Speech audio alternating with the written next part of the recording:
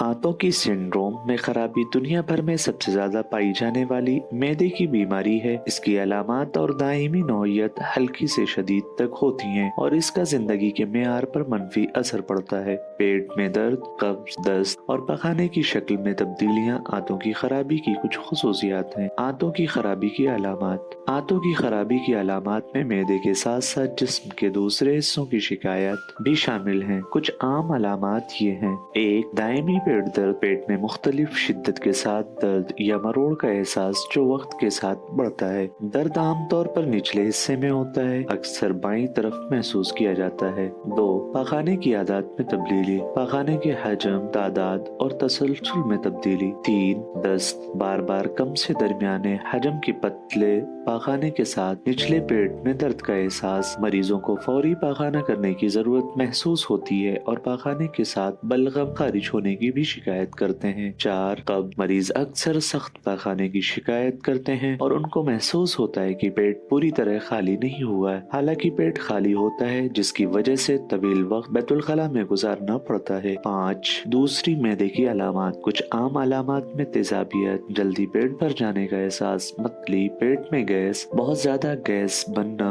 और गैर दिल की दर्द शामिल हैं। मरीज अक्सर पेट फूलने और गैस की शिकायत करते हैं। 6, जिस्म के दूसरे हिस्सों की अलामात। इनमें जिनसी कारकर्दगी की खराबी और पेशाब की तादाद और फौरी जरूरत में इजाफा शामिल है। मरीजों को हाई ब्लड प्रेशर और दमा की शिकायत भी हो सकती है। क्या जहनी दबाव और परेशानी आंतों की खराबी का सबब बनते हैं? दिमाग और आंतें बहुत करीब से जुड़ी हुई हैं। जहनी दबाव और परेशानी बराह रास्त आंतों की खराबी का सबब नहीं बनते, लेकिन ये अलामात की शिद्दत और तअद्दुद को जरूर बढ़ा सकते हैं। ये साबित हो चुका है कि नफ्सियाती थेरापी और आराम जहनी दबाव को कम करने की तकनीक है। बाज लोगों में आंतों की खराबी की अलामात को कम करने में मदद कर सकती हैं।